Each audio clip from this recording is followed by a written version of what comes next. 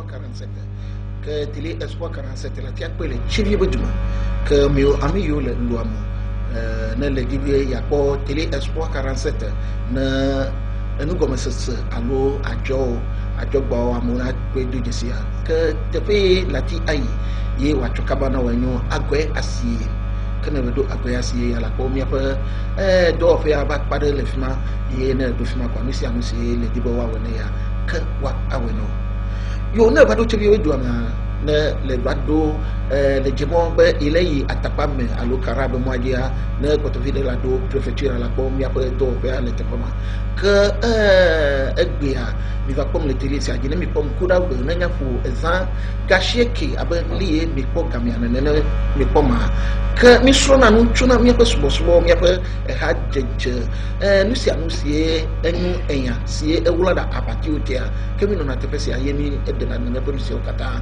dego ye mi sina enu gomane mi anwem ka egbe mi mjawo na ke tuvu ke na pa wona sia tongbe ye egbe mi jawo ke amapopo le bonya menye ke jawo edosia o ke amapopo si o le bonya o ja do ko fiam abe lesi mi le wa kom na ke mana o mon popo na wanto wadu ku enu na mi ke na do wadu ku enu wa mi yi mi pa wona aji ye mako taya ko dadu mi akom yo mi awi solo yo prometo de vio ole enjoma miledia yo tele ji fa ko la abele mi ko bubu mo le egbonye mi ko mi apa hanu no la o le tepesia ke amesia mesile tepesia enyu plola ye manyu plola gbalo ke unu ma pa alevi plola o ke egbia enu ye mi ja abu susu ye mi ajuru ema ye echo bibla ma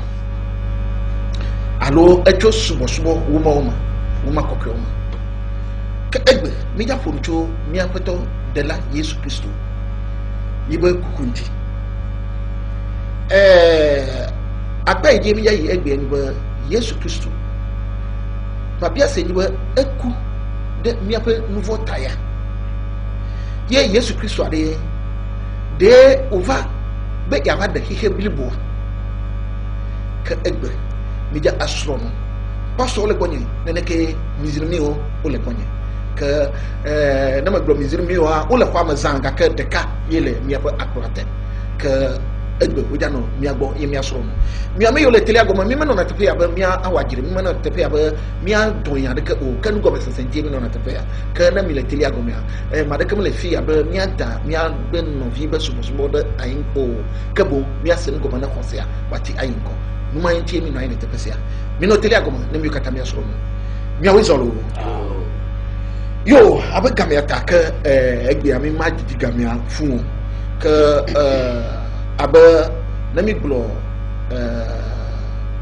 Yesu Kristo ibe kuku mi an mano apare ka dike mbo mi abaye potiaji tutuba de ova ke ngbo vaku ke mi anu Yesu Kristo do vava de ova bi abade hihe biliboa alo de ova bi abade tukore ke na mano tepema ke pastor he no na tepema bonda mano pastor bo ke nele nene ona ba mi medum ya ko fi atuko alo no be le trowe tia e macha me problem ke manam ya de mi adu ko fi atuko na jesi ke bo yo ke nele nene pastor ke de ko fi atuko après enyenye pastor no se ameko ina me fiavicho ok fiavicho duma enkwanu kele nya ya to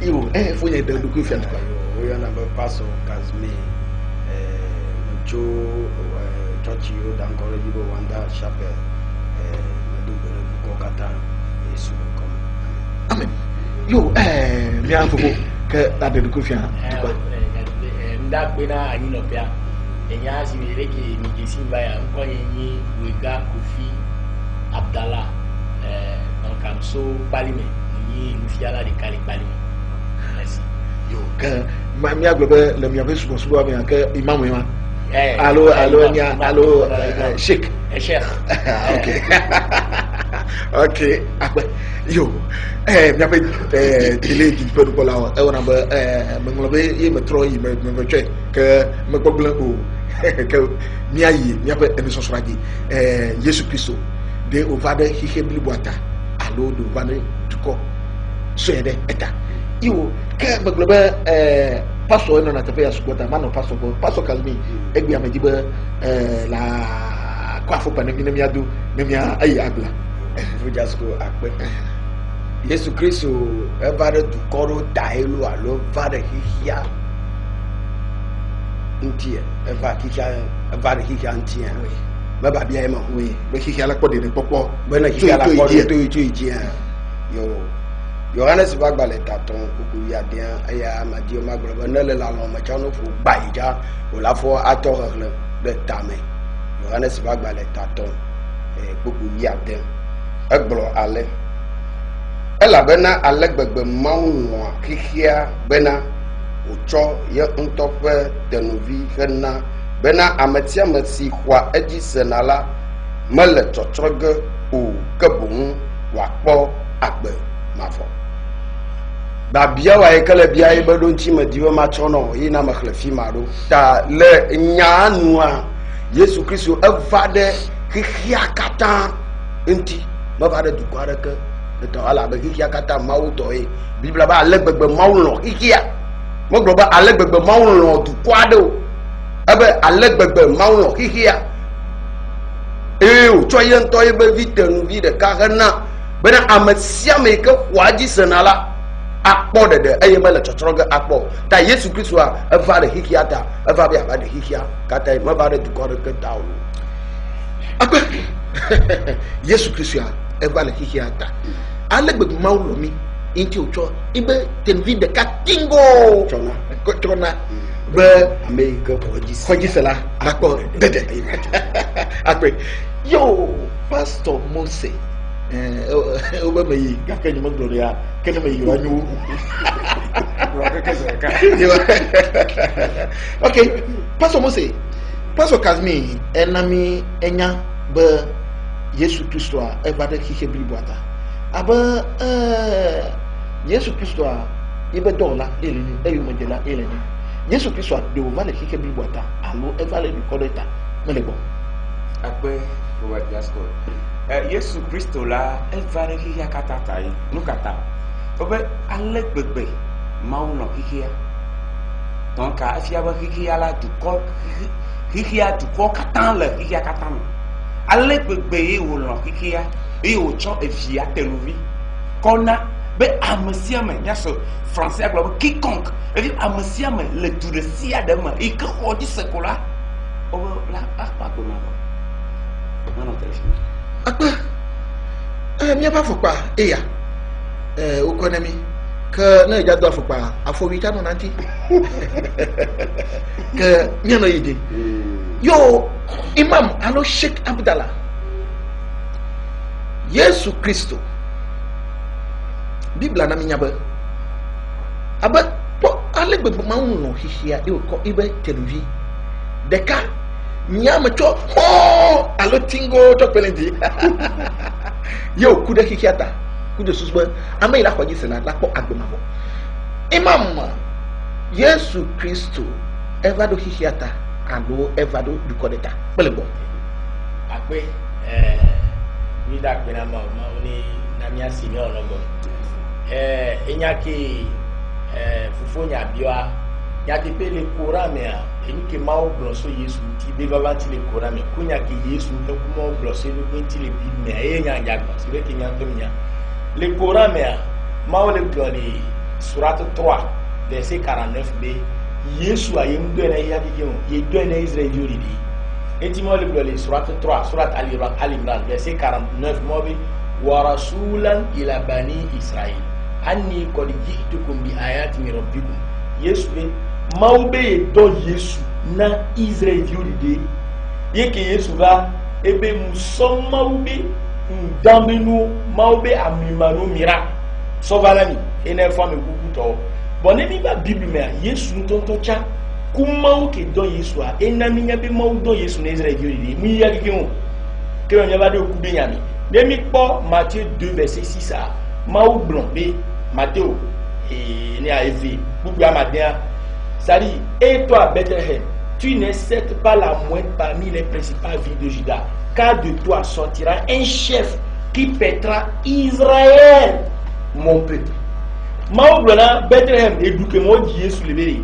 Et oh Bethlehem, au muni éduqué Juda Bedoume, dans les Oumea, Moudadon et ça dit un chef et siaré qui pètera Israël mon peuple. Que la Israël vio dédé que n'y moi pembe du corps. Bon les milieux le font que Yesu mais de kukulo egbea ni mejibe mano do mi afa yamo kaka ni ile no amenyiba kura ba ni aklefia na de wanwa ma ba clé ye la clé le français akama gama na mada kura le sur le français mais elati ma clé. OK. Sourate 3 verset 49. Et il sera le messager aux enfants d'Israël, ça dit Jésus. Et leur dira, Jésus dira aux enfants d'Israël, en vérité, je viens à vous avec un signe de la part de votre Seigneur. Il sera le messager aux enfants d'Israël. C'est un bon messager pour l'humanité. Israël veut le dire. N'est-ce pas la Bible mentionne que Matthieu 2 verset 6 ça. Ma kembola di Yesu nko di Yesu ma o graphique e jado Yesu doda ameko ebe Israël view e jado elanye efione Israël view la ko Israël view et nous dans Matthieu 1 verset 21 que Maria Maria elle a dit Yesu Matthieu 1 verset 21 Maoudola doda Joseph que y a de Maria ebe elle enfantera un fils Maria Yesu Benoît, elle a dit nous suivi et tu lui donneras le nom de Jésus. Ola donc on a défini Yesu, c'est lui qui sauvera son peuple au singulier. Yesu est le gars de ebe du corps, hein, le nouveau même. Et comme Yesu a maudit les Israéliens, n'ela de amedo le nouveau mais la des Israéliens et nous que maudit l'antocha blanc, nous que maudit blanc. Que Yesu va le Matthieu 15 verset 24 et 27 Satan a do de non de bivimi nyon ani cananéen et de libanais Liban Beyrouth Satan a do jamea Satan a non a cédé Yesu le datona et le nyagobovo la moment Mada kuku fike Satan do de viamea Mada kuku egbea ni mijagula c'est parce que amodi bi oni ata na te fadeli yi waklia y a pas de problème gamwa le dola do pe jinami ba mi alia fio lea y a pas de problème na bibla me amo ocho bibla wakwe na korea na mo ocho wakwe Matthieu 15 verset 24 Matthieu 15 verset 24 verset 22 et voici une femme cananéenne arabe qui venait de ces contrées et bona lui cria non allez dapa Léo Yesu aie pitié de moi Yesu kunzizina bonublanina Seigneur fofo fils de David et au Yesu que ni David baby ma fille est cruellement tourmentée par le démon non allez tourner Yesu et vinia Satan pour voir les donner. Verset 23. Et il ne lui répondit pas un mot. Et ses disciples s'approchèrent. Et lui dit, avec insistance, on est bien quoi. Renvoie-la. Car elle crie derrière nous. Verset 24. Il lui répondit, je n'ai été envoyé qu'aux brebis perdues de la maison d'Israël. Yesu be omudomu. Ewe maumudonye Yesu. Ke gomandom na Israël dio ko onko jesima wo onko vama wo. Yesu ndo mo den de yaki. Donc amana tensiri. Anon pastor bien va bonye ntamenya. Oui.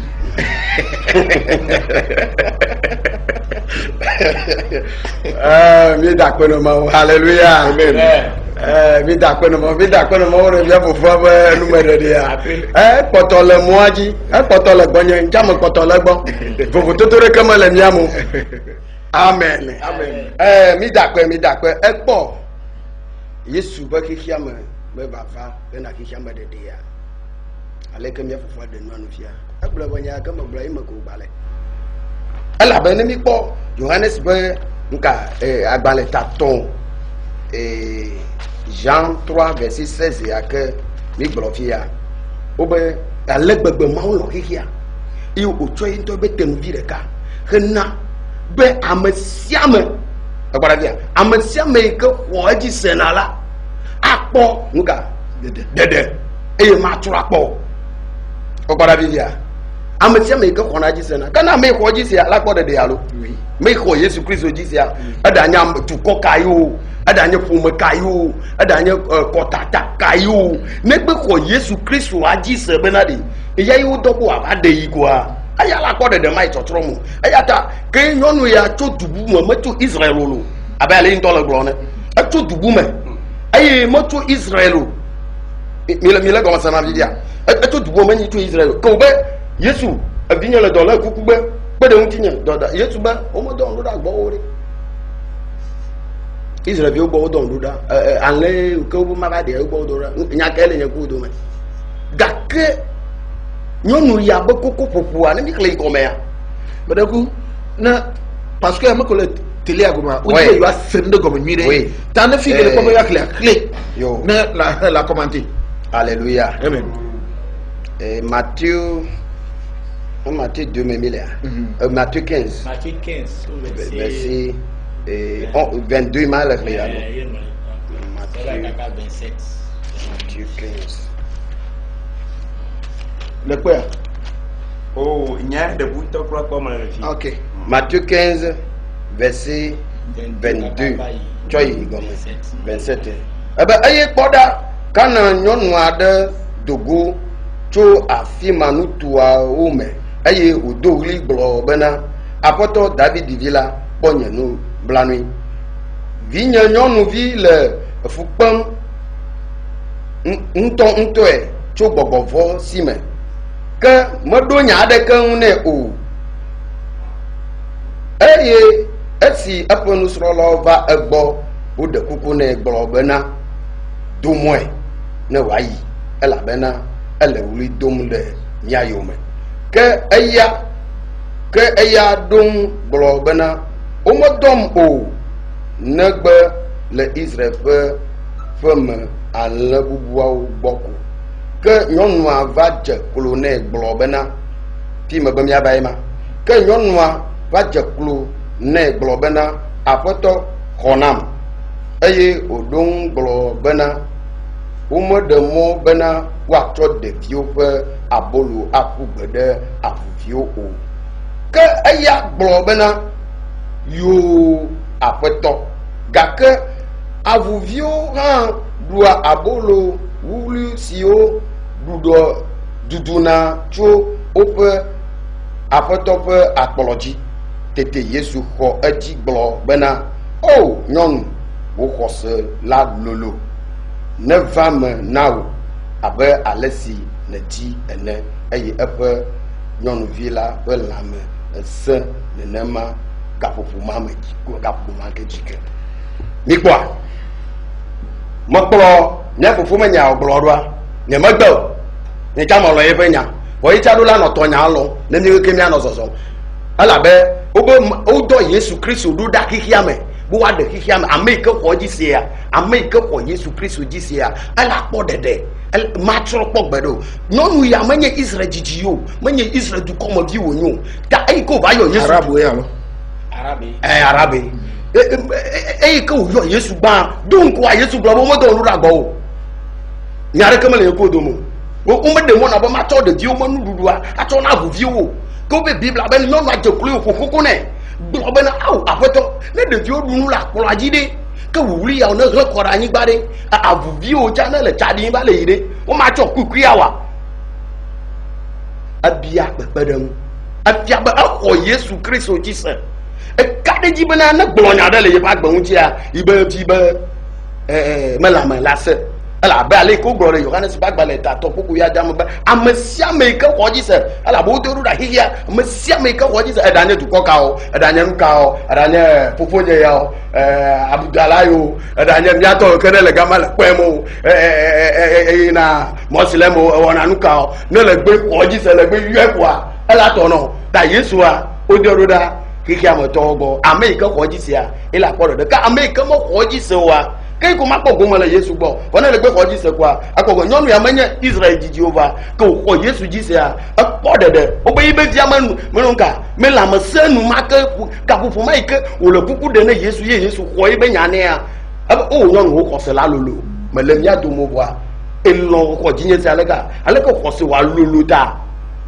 ade mo be nu ke obi atu isia akpo mo baba zire ka abame ni da do paji be de diaba la me esia goma de aisia ade goma kote ko bena Yesu anotena ihia kata meto fima medaba yi pastor Moses Bogwa ke ngoma yi amava Imam Abdallah gbo ma bia wale Imam Abdallah pastor Kazmi iben goma de dia abe le ye le Yohanes eta amebi aton ke magbiba icha eva yiji ye otro den yibe ya nu yenyuba na le ko Yesu agisia yala ke de pokwa la nyuto efiaba na le hihia ba fisi afi yibe ya nu ma na la ko agisia akorde la ko de donc yamade leke uledo ela bana le glomba Israel vionche ovado ka efiamna Israel vionche ova na le togwa na la ko agisia me jakko de do voyon ya echo arab bayi baji efia epo de poko ke malebo okay nemi enyake pastor Halefia nemi do tunyira mi akobe kaka ku be Yesu to le fiombe mo de ne Israel do yi vois Jean 3 verset 16 moi qui me passe là c'est vrai néné obe Dieu a tant aimé le monde ngwana nyawadi lek mawulo ya alegbegbe et donc ebevi doda ne Amérique be kila hosikila ko dedi Amérique be le meke o même Bible ba de go me Amérique be les Israéliens me parce que mawu mati sari madagu amasi ama c'est les livres Israël ma obe gana mi ko Jean 3 verset 16 avait dit car Dieu a tant aimé le monde il a envoyé son fils pour que quiconque croit en lui sera sauvé.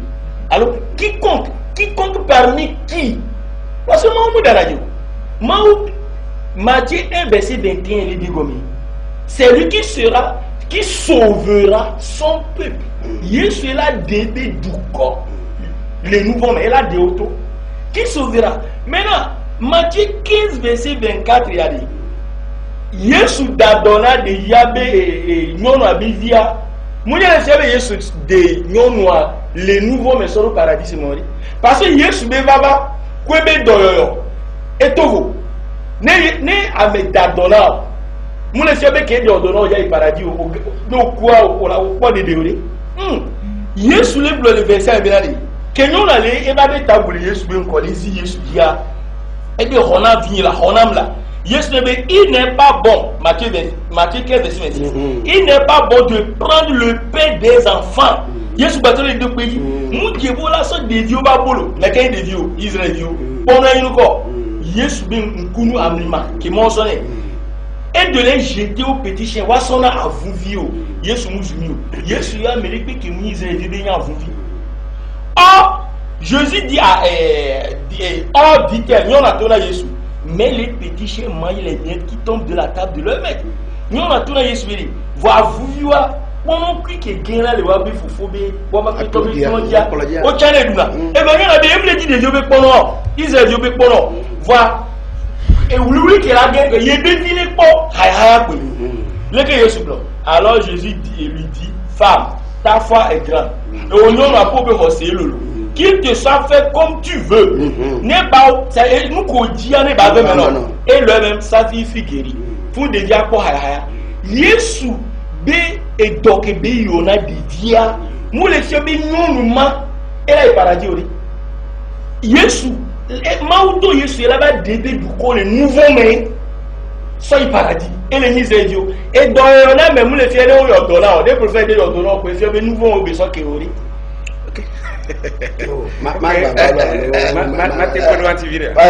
Passo você não bona passo ma chore ba lo jigbe passo né ya unu na ya mu ka jala ngo bitrika mais Jean-Pierre passo calmi passo você né va dogia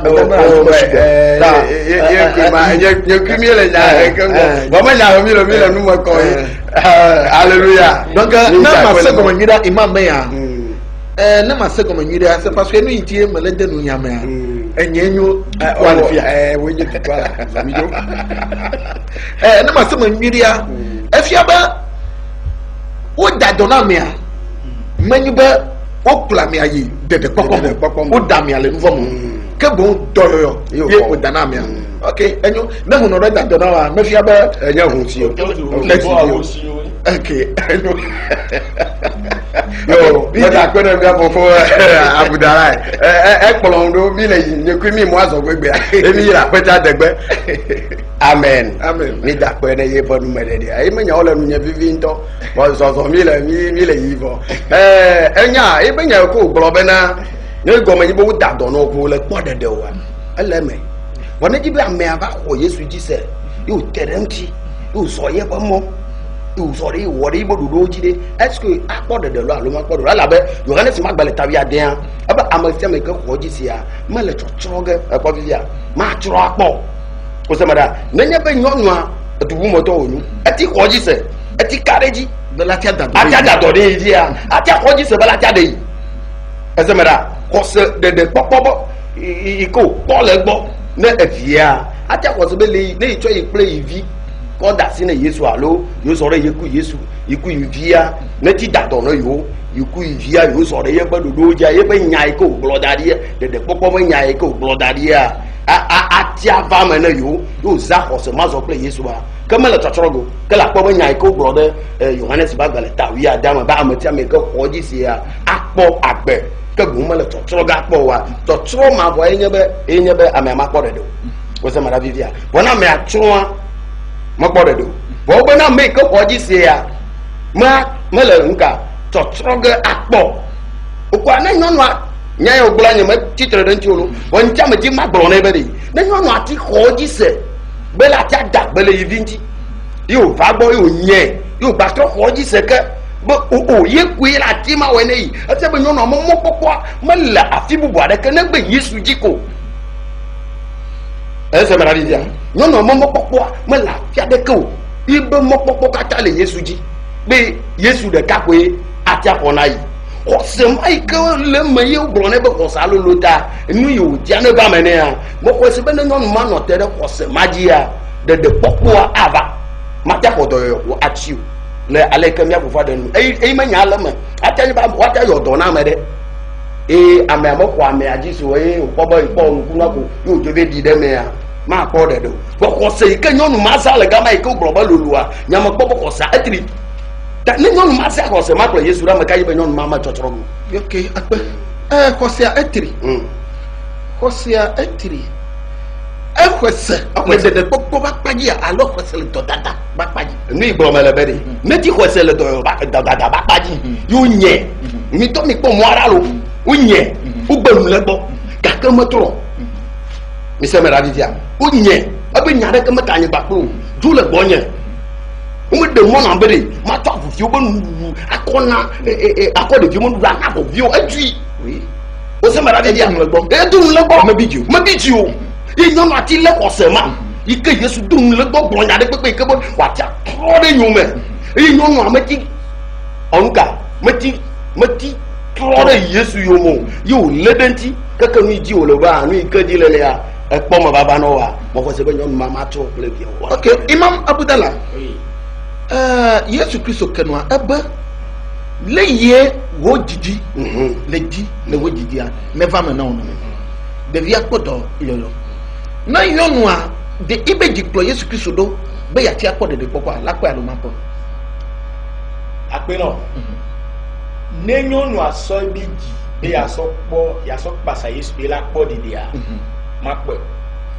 inu ke ta ma kpo a Bible anto le fion bina wa de Yesu ya ma o de ba de Israel yo de le mouvement me ne Yesu dadona me a ke mu Israel yo parce que cadeau Yesu qui be Yesu la ke dadon Yesu be a ezie Yesu dadone ye nerebe ye batro hoseku Yesu be o Yesu la tin so e be nouveau chaso ke akpo paradis a e wa ma be no ne la ke ve me a o la ke ko be Bible la ke blema cha nous qu'est-ce Nemi va acte 5 verset 31. OK, clairement. Amen comme non ku Yesu to Yesu va poser le blé. Clairement. Acte 5 verset 31. Comme Dieu l'a élevé par sa droite comme prince et sauveur pour donner à Israël la repentance et le pardon des péchés. Comme manko Yesu so dans le bébusime comme prince et la ni esiavi et sauveur et la ni de là na Israël vio de début nouveau. Acte 30. Acte 5 verset 31 à 32. Yesu va poser le verset. Nous sommes témoins de ces choses. Et donc taton. Non,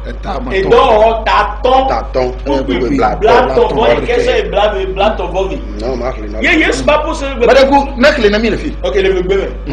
Marc le nami le verset.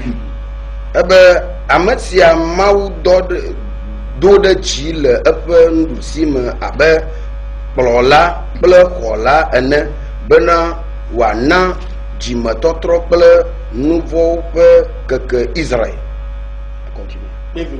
32. Eye miawo la nya siawo ƒe dase miawo la nya siawo ƒe daseɖilawo mienye kple gbɔgbɔ kɔkɔe la si Mawu na ame siwo ɖoa toe. Pourquoi verset ya? Elle est claire. Yi ame konto le ku Yesu. O kpo Yesu a. Wa cho lodo enyake Mawu blo ku Yesu blo gide.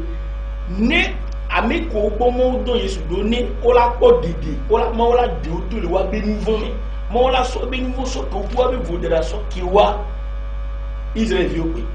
Et maintenant, le verset 32, nous sommes témoins de ces choses. Mio que mi le ku Yeshua, mi o se ku Yeshua, mi le dit d'asena nyama.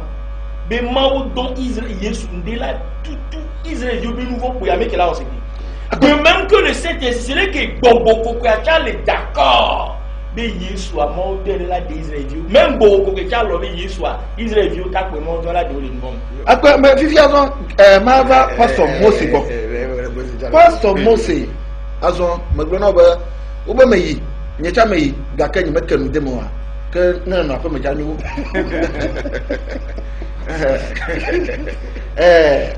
Pastor Mose aba yonua aba na afetola dunua ibe enukwi ko gana avuvio si over le yicha wache iwadu efi aba na avuvi chandu a na dua na dole wo me o chandu duma do aka ekpo agbe.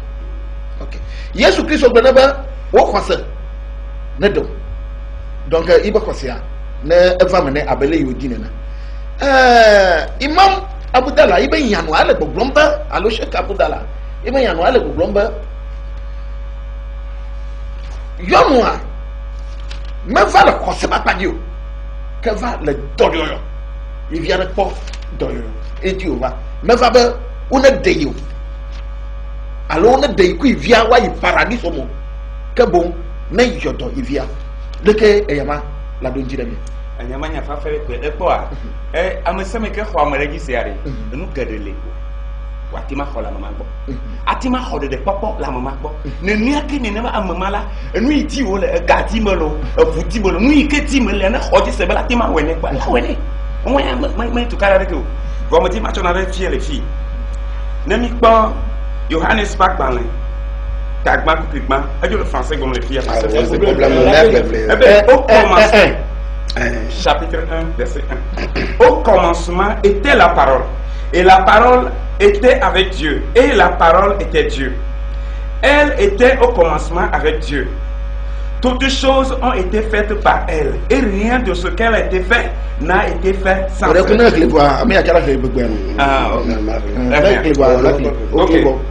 Fifia, tu verset 1 à 3, il est 3 aimant. Fifia me dit le film parce que il y a le film à révéler. Eh bien, cette. Bon, il y a là, oui, oui, la lumière, lui, dans les ténèbres, et les ténèbres ne l'ont point reçu. Maintenant, verset 9. Cette lumière était la véritable lumière qui, en venant dans le monde, éclaire tout homme. Elle était dans le monde, et le monde a été fait par elle, et le monde ne l'a point connue. Elle est venue chez les siens, et les siens ne l'ont point reçue. Mais à tous ceux qui l'ont reçue, à ceux qui croient en son nom, elle a donné, verset 12, elle a donné le pouvoir de devenir enfants de Dieu, lesquels sont nés non du sang, ni de la volonté de la chair, ni de la volonté de l'homme, mais de Dieu. Ok, il a mis le programme. Non, là, c'est bas, comme 12 et 12 ans, il y avait thème. Matthieu. Verset 12 a été appliqué gloire. Comme on a même des capes mis à tia ouais bien. Vite qui devient ouais ouais. Ok, oui. C'est parce que on a demandé c'est funda une voiture. Voilà. Le gomejial nyalali et nyalali ple mau et nyala nya mau. Aya ple mau eli le gomejiam.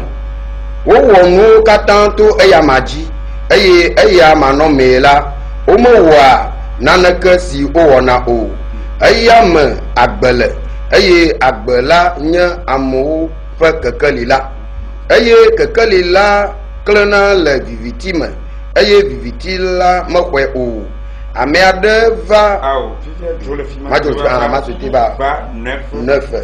voilà pourquoi ma chèque ya mi appelle quoi la pasteur de benadio le fimalo pourquoi ma chèque ya globe que il va vendre si clenade amesiam la libonade riame que il va vendre que clenade riame là el libono el riame Fifia le riame aye owo riame to ayamaji Kikia kata owe aye riame mejesi o Kikia mejesi o aba yan toto ugbo toto ye gbon nka imam ale poplon be o don oda Israel fi ogbo yuda to ogbo Fifia de Bible ale poplon me ade eva yin toto ogbo eba yin toto ogbo aye yan toto mo hwe o Israel fi o metin hwe Fifia han le yeji que amagade alesinu hwe la na nso be wasu mauvio Fifia amagade ke le fi ya la ile nye amesia me ke la hwe tu de sia de mala o le ne nu san bana wasu ma po fison ame gagner bena lenti la pa pati o vole gbon pa pati ça veut dire que na vous Jésus Christ mama be yenyi iba pe tokle pe de la e choy pe nu cho vous me na pe koko e yo choy be ti ho nyama ke o gbon ati sela e la kwa gbe amesio kwa apa nkoji sena amesio o moji cho ofu alo cho ntila fe lolonu alo cho nchu fe lolonu ma non téléphone ma via le 29 à macho do pejine 29 oui est-ce le français be manam ya me oni le 29 le lendemain je vis Jésus venant à lui et il dit voici l'agneau de Dieu qui ôte le péché du monde. Est-ce que là, akpo Yesu gbona de egbo aye ogblo bena. Boda mau pe enlever si le riame pe nouveau la cho yina la enyasi. Mau Yesu Christ on tombe son là de cas, il est pas pour là. Mau ike le va d'avoir corrigé à nouveau kata cho yina. Yeah. Nous t'avons verset 12 à 12 mais amesia me que xodi ce sont là. On ne nous savons pas seulement vie. Et que on y ma vision là, elle le bena amesia me que le tout de sia de me que xodi ce là. On est obe bon. Am ala villa. Que qui am amela choki ya kata un peu nouveau cho ina yema. maka le kplɔ Yesu Kristo yo le kplɔ donc Yesu Kristo eva to hiya me nu vɔ kata yina donc no xɔ Yesu Kristo dzi se la agbeli.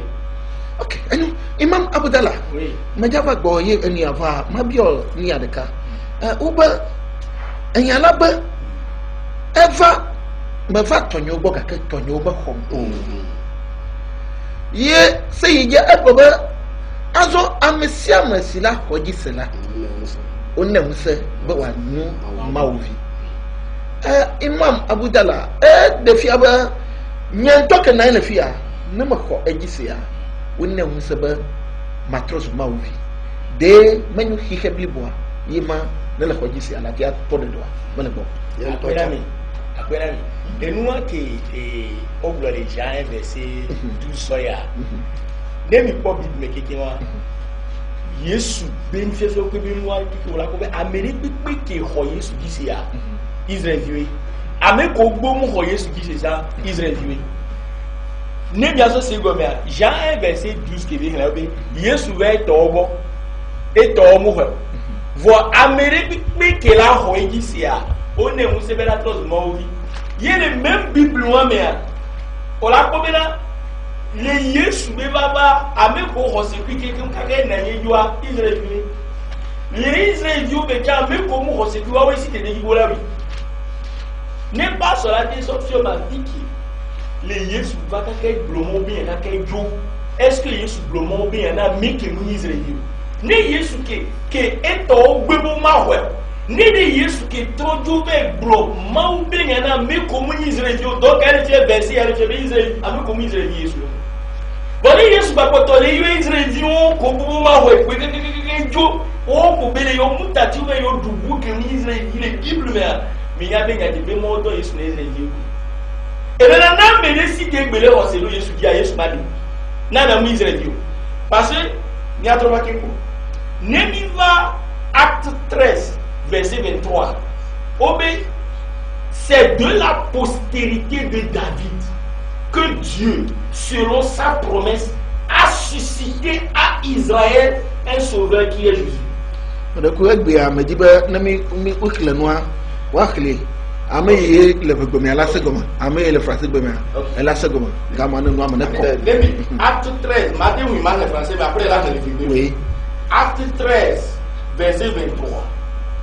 Obéi, c'est de la postérité de David que Dieu, David il dit Dieu selon sa promesse, et bien a suscité à Israël, Maou dena Israël et donna Israël un sauveur de là qui est Jésus-Christ.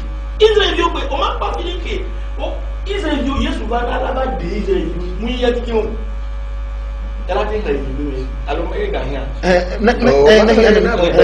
parce que avant que le télé a commencé. Donc, pas mal ta 8 ans pour blabla et ton. Tu n'as pas si après Didi Mau Cho Hola Yesu na Israël le Ngbedodo la nu le Esim 13 années de vie. 23 coups. Tu n'as pas si après Didi Mau Cho Hola Yesu na Israël le Ngbedodo la nu. Mau so Yesu na Israël. On a Israël. N'aimez Dieu le premier passe on a verset et là le moment et Jean 1 sauf comme quand Jean-Baptiste Johannes qui l'autre qui cana Yeshua Québec pas Yesu dit mais Jean le blona Johannes le blona voici l'agneau de Dieu qui ôte le péché du monde.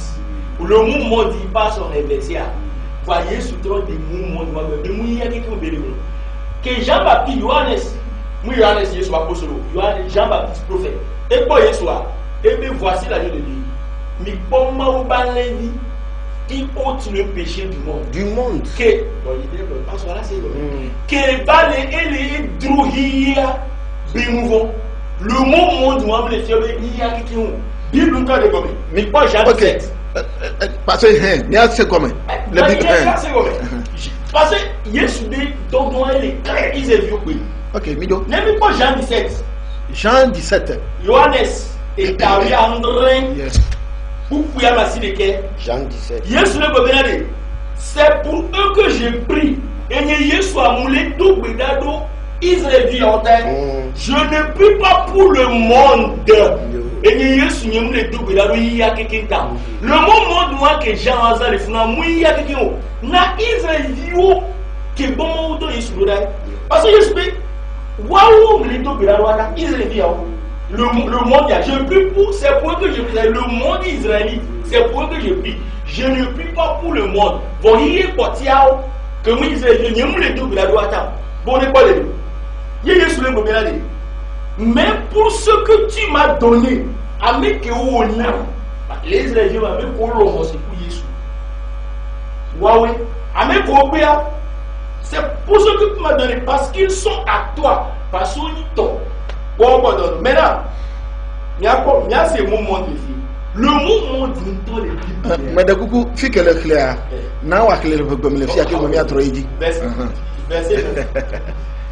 Abanyala malaba biande onu manyale hekia mele babiando o kabun de amasiu na chonam lan alabena ton towonya. Mais le babiam de one. Comment you hear Bible là nous oh. Que à monsieur le connam là towonya. Ok. Mi jo abayiya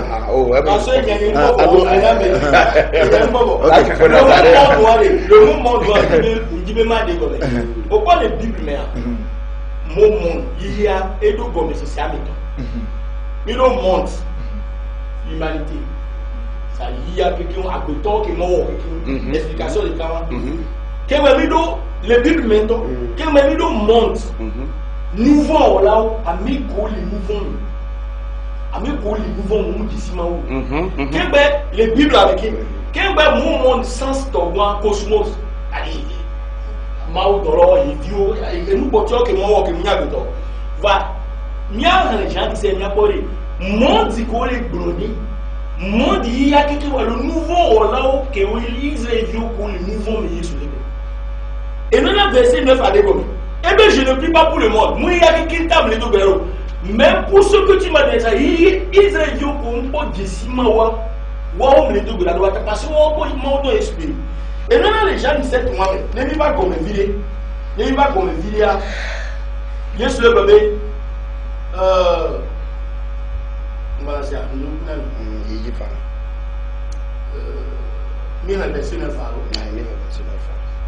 verset 11 je ne suis plus dans le monde et ils sont dans le monde.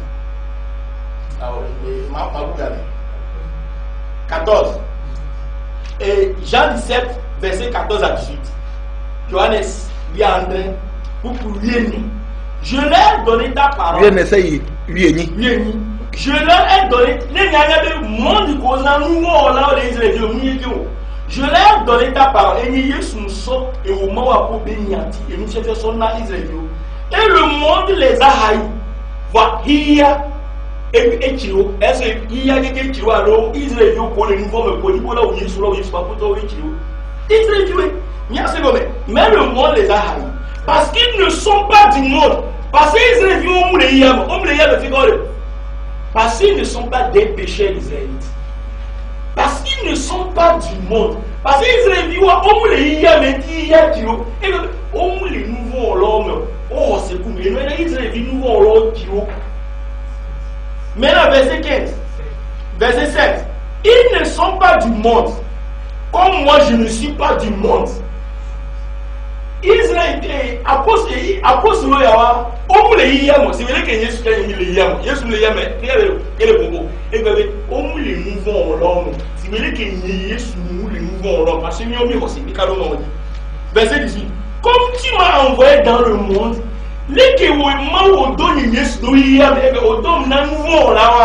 moi aussi je les avance dans le monde. Et nous sommes dans le mouvement là. Verset où les n'a pas mis pour bon. Jésus donc et va pour ce niveau là que il y a que nous y a que nous les secondes. Voyez le mouvement. Agno Madagugo ma pasteur Mosé. Pasteur Kazmi. Imam Alo Sheikh Abdallah. ele gbogbo me hihia monda hihia na mi va gbogbo ma hihia ele ha twetwe ameton en ati ade mi hoji alu mi hoji o kingbe mi ayi ene so so aji pastor Kazmi Melebo hihia ele ha twetwe to na le ha twetwe to ka hihia ko ye e ma ko no wo le dei ati habi ati nyame ati nyati ati mu kakea ma ko no wo mede kuku eyan me biawa le donti bo ma donti mi do le khoji se be hihia ele ha twetwe to a kengbe la va globaliser a global nu wo kata ma obo nu na ye mede kuku okay hihia mo to abale ko diviser a ele nu ina mo to mo do nyanti bo batro le atafo no we be hihia mo to mo kikia we yo profisia nyon ngon ai ba de ça va séparer. Oui. Vous savez, Bible. Il va séparer. Oui, ok. Nous, à ma jojo. Vous savez, bien. Nous voyons là, le maou dans là. Pourquoi la vie, on l'a aidé. Vous savez, la vie, pour maou toi, un mot katakata. Non, on l'a aidé. Elle fait bien, qui a, elle a tout tué. Ah, mettons. C'est parce que, à mon collègue télé, comme ça, ou à ce comme allô? Parce que moi, dans l'autre, allô? Ok. Ok. Mais comment dire, pas sur me veiller. Ma vaille, pas sur moi, c'est bon. Parce que, mais dis pas, moi, que télé, comment? Et il y a vite que tu dois nous dire comment qu'il y a un combien. Oui, me dit maintenant, imam dit. Et il y a le quoi?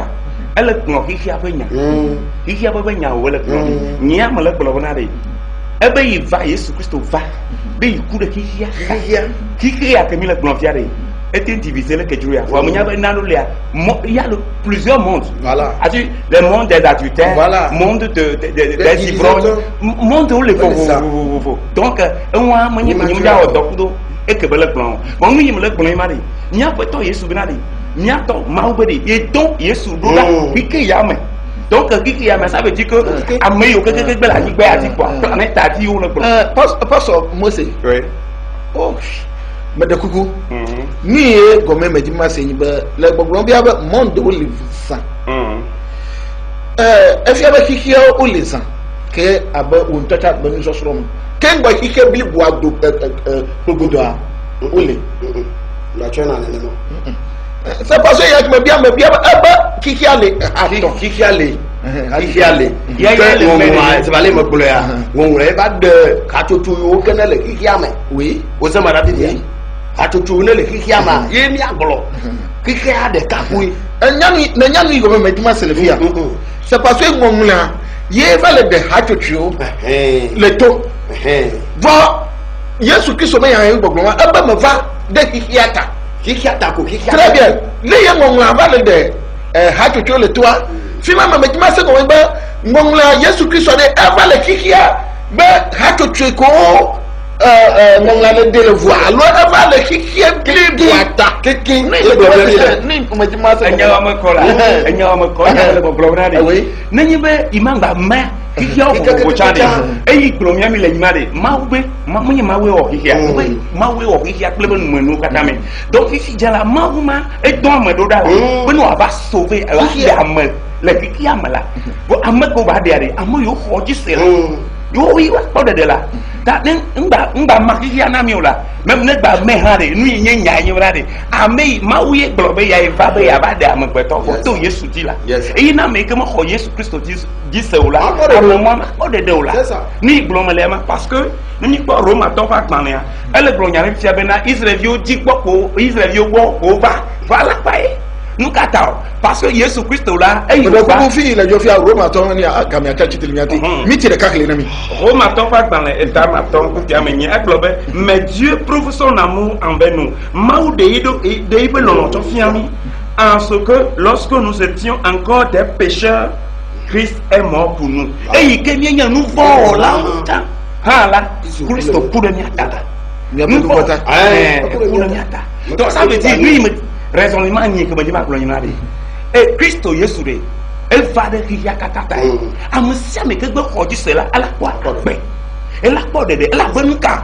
obo tona adicho konesena yo tona no hu na hena pe koko to nenye be amade le anyi pe ati ne mo Yesu Kristo ji se wa e la ko le benu fomala e ye ni ke ma ba cho do kweti gamiata game ke ko telefona musugo imam Abdallah miti le kako matiana o imam abafo gbogbo non il y a bien beaucoup qui me pouvait la débat il croyait non mi contre dollar de goma mola c'est parce que pas monnaie c'est oh oui me pas contre halo non pas sur les pas maïa là pas sur les gars oui je maïa miti le ka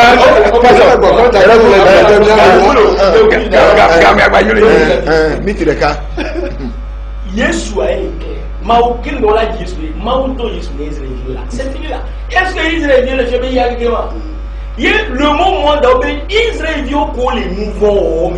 Ben la nuit comme Matthieu 15, Jean 15. Johannes lui attend pour pouvoir y se yamasilique. Jean 15 verset 18 à 19. Si le monde vous haït sur le ni qui y a zéro et qu'il n'y a apôtre Yoa. Sachez qu'il m'a haï avant vous. Mais il y a quelqu'un qui dit Nimbo, est-ce que il y a un challenge de Dieu? N'importe Dieu comme propos de Dieu, il y a Yesu, il y a peu d'apôtres, il y a des Israéliens qui ont Yesu travail. Si vous étiez du monde, il y a peu d'apôtres, Michel, il y a mais c'est quoi le? Eh bien, Michel, les nouveaux hommes, si Israéliens pour les nouveaux hommes, le monde aimera ce qui est à lui. Nouveau là, on a que l'homme, on a que l'homme. Donc, il y a que les nouveaux hommes, mais c'est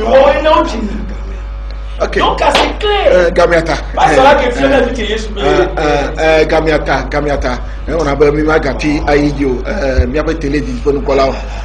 Ni a un choc bon que ma peut pas sur le capé voir les que ni aller no doa a mi anopeda na chef du programme na moi que ma va pas me venir venez maintenant moi américain jaba mi a télé disponible pour là fifi mi toje ya ye fifi mi ya keketa na enwa ayi elabena mi di mi asoro ni mi anya no cho mi a de la Yesu Kristo ndi e mi anya no cho bibla enti kokoro katana akpenemi mi me no na fia mi awajiro mi no na fia ba mi asoro no na kosia wati achireji akpe na mi apa studio ami no tepuma trasile no nti mi apa to gande kasi o nenko ba Frederic Frida e no tepuma trasile no nti mi se mi apa do kata le tepuma ka na mi va mi apa camera ja mi apo mi afofo Hans ye no tepuma ye o trasile no nti mi ko mi apa no tata le tepesi o mi lo kata ka na mi va mi apa akplate le tepe mi apo ama aba pastor bubuto Mose fiavicho fiaduma ye no tepe ya ye ofunu ye mi trasile